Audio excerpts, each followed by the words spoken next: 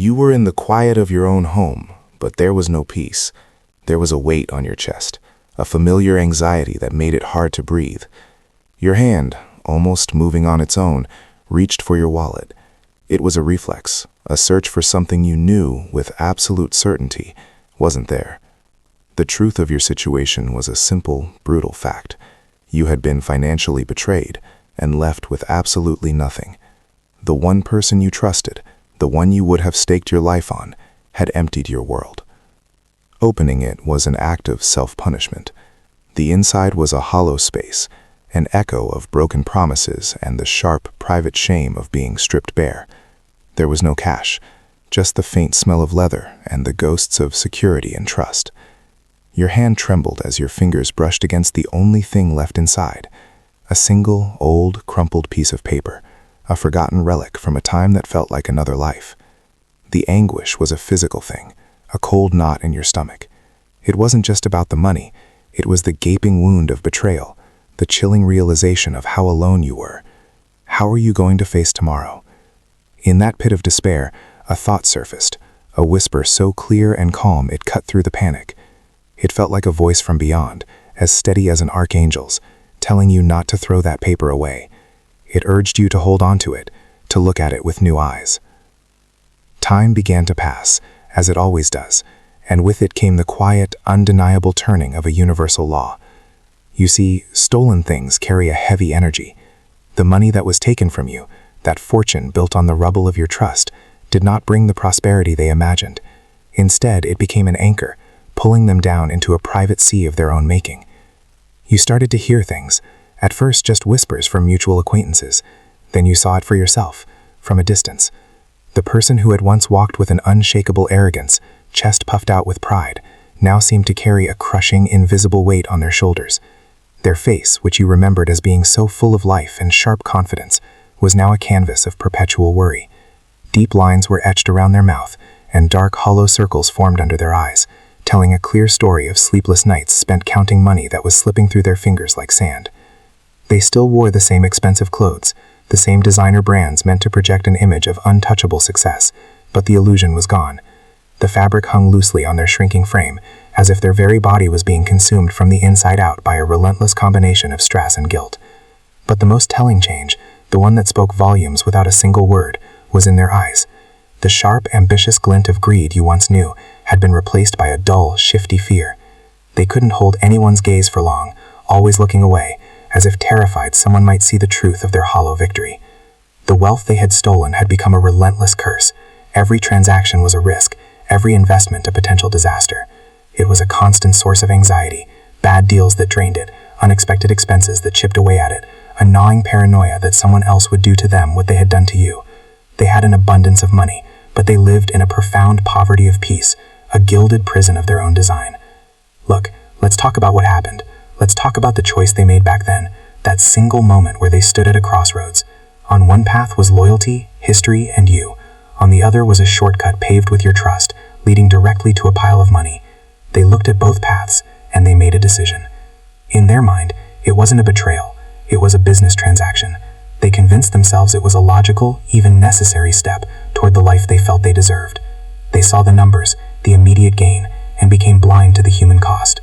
They chose the illusion of power over the reality of a shared life.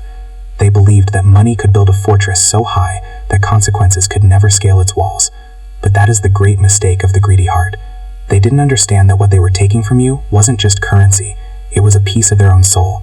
They traded their peace for paper, and it was the worst deal of their life. And now, you are witnessing the harvest. This is the part of the story that is often silent, the part that happens away from the initial explosion of pain. It is the slow, quiet, inevitable unfolding of consequence. The universe has a way of balancing its books, and the payment for what they did is not being taken in dollars and cents, but in something far more valuable, their peace. You see, that money was never truly theirs.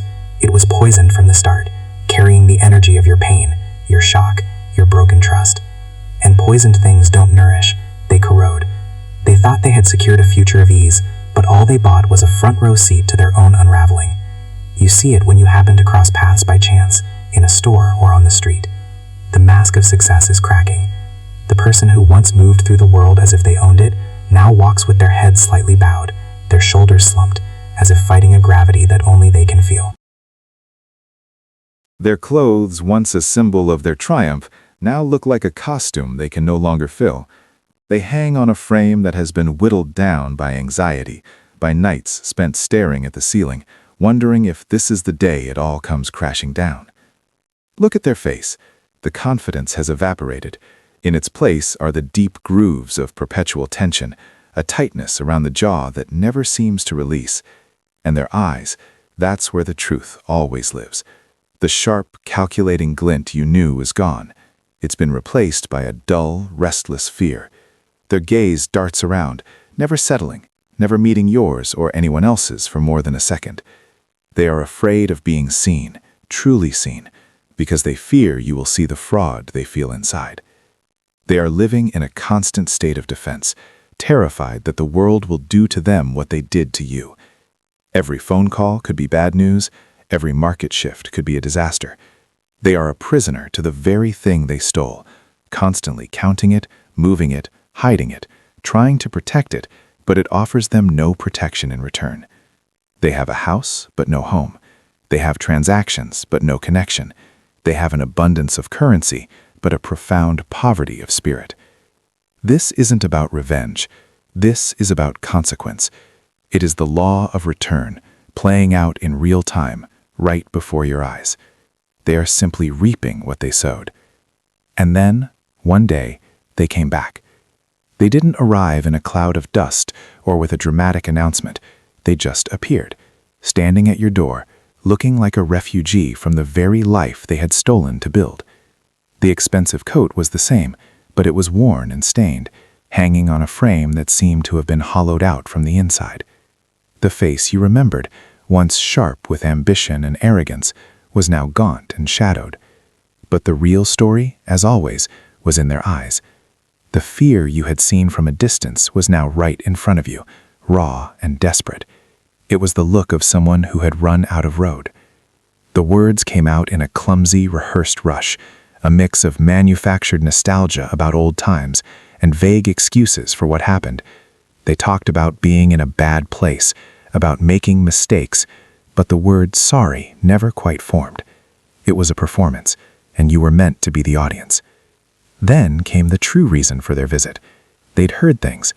They'd heard that you were getting back on your feet, that some old idea or project, something connected to that forgotten piece of paper from your wallet, was beginning to show promise. They looked at you, their eyes pleading, and asked for help. A loan, a partnership, just a little something to get them through a temporary rough patch. They were trying to reconnect the circuit, to plug back into the energy they had tried to drain from you, promising this time it would be different. The old you would have felt a storm inside, rage, pain, maybe even a flicker of pity. But as you stood there, listening, you felt a profound stillness. It was the calm that comes after the hurricane has passed, when you can finally see what is left standing. You saw them not as a monster, but as what they were, a person drowning in the shallow waters of their own choices, clutching at anyone who looked dry. You let them finish. You didn't interrupt or raise your voice. When there was nothing left for them to say, a silence fell between you, and in that silence you found your strength. "I remember everything," you said, your voice even and clear. It was a simple statement, but it held the weight of every sleepless night, every moment of panic, every ounce of pain they had caused. "That door," you continued, looking them straight in the eye, "is closed. The path I am on now is mine. I had to build it from nothing, and I have to protect it." They started to protest, but you held up a hand. "This isn't for revenge. I have no energy left for that. This is for me. The blessing that was revealed to me on that piece of paper was about building, not about fixing what someone else deliberately broke. My future cannot be used to pay for your past." And with that, you closed the door.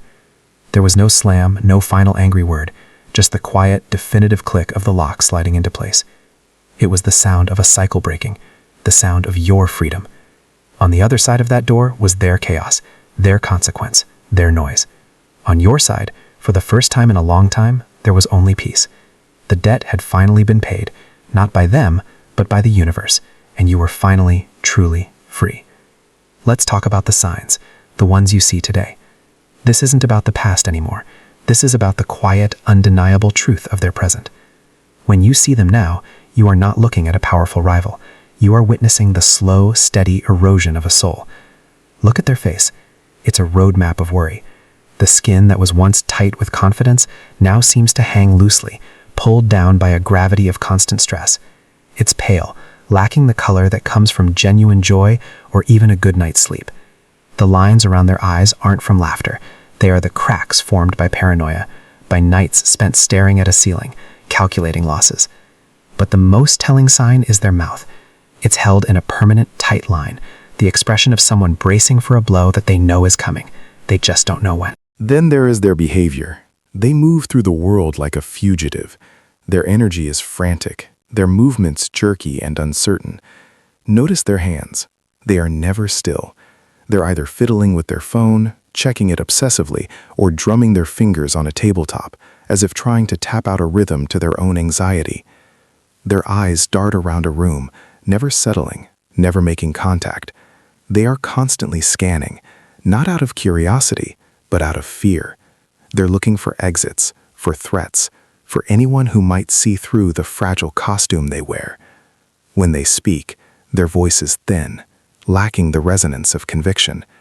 It's the voice of someone perpetually defending a lie. And finally, observe the world they built. It is a fortress of profound coldness. They may still have the expensive car, but they drive it with the tension of a chauffeur, not the ease of an owner. They sit in expensive restaurants, but they don't taste the food. They are surrounded by things, but there is no warmth, no life, no connection. Theirs is a world of transactions, not relationships.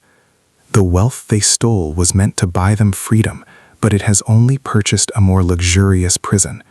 They are utterly alone, isolated by the very fortune they sacrificed everything for. This is the ultimate scarcity, to have so much and to feel so little. They are living the consequence, a walking ghost haunted by the emptiness of their victory. And now we arrive at the future. This is the part that comes after the door closes, after the final word is spoken. It's not about drama. It's about the quiet, steady light that follows the storm. The peace you feel now is not a fleeting emotion. It is the foundation of your new reality. It's the kind of deep, unshakable calm that can only be earned by walking through fire and coming out whole. That piece of paper from your wallet, the one the Archangel's voice told you to keep, was never a map to buried treasure. It was a seed. It held the idea, the blueprint for a life built on your own terms, with your own hands. And in the quiet space you created by closing that door, that seed finally had the soil and the silence it needed to grow. Your prosperity didn't come like a lottery win. It grew slowly, organically, like a strong tree. It is solid because you built it with integrity. Every success, no matter how small, is authentically yours. It is clean. It carries no weight of guilt, no energy of theft. You sleep through the night now. There is no jolt of panic in the early hours, no cold dread that greets you at dawn. The work you do brings you satisfaction, not just a paycheck. You are surrounded by people who value you for your character, not for what they can get from you. You have learned the profound difference between a transaction and a connection. Your world is smaller, perhaps, but it is infinitely richer. You have less, but you possess so much more. This is the blessing that was revealed to you. True abundance is not what you have in your bank account, but the peace you have in your soul. And them? You no longer watch for their downfall because their path has become completely irrelevant to yours. You might hear whispers now and then, that they lost the house, that they are moving from place to place, always looking over their shoulder. They are a ghost, haunted by the echoes of a fortune that turned to ash in their hands. They are forever trapped in the moment of their bad choice, reliving the consequence day after day, while you have moved on. You see, the final point is this. They took your money, but the universe gave you back your life.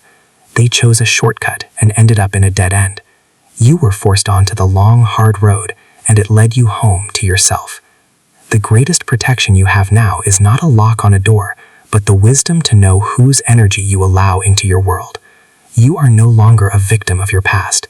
You are the architect of your future, building on the one thing that can never be stolen, your own resilient spirit. And then, one day, they came back. They didn't arrive with a dramatic announcement. They just appeared, standing at your door, looking like a refugee from the very life they had stolen to build. The expensive coat was the same, but it was worn, hanging on a frame that seemed to have been hollowed out from the inside. The face you remembered, once sharp with ambition, was now gaunt and shadowed. But the real story, as always, was in their eyes. The fear you had seen from a distance was now right in front of you, raw and desperate. It was the look of someone who had run out of road. The words came out in a clumsy, rehearsed rush, a mix of fake nostalgia about old times and vague excuses for what happened. They talked about being in a bad place, about making mistakes, but the word sorry never quite formed. It was a performance. Then came the true reason for their visit. They'd heard things. They'd heard that you were getting back on your feet, that some old idea, something connected to that forgotten piece of paper from your wallet, was beginning to show promise.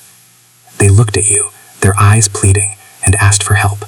A loan, a partnership, just a little something to get them through a temporary rough patch. They were trying to reconnect the circuit, to plug back into the energy they had tried to drain from you, promising this time it would be different. The old you would have felt a storm inside, rage, pain, maybe even pity.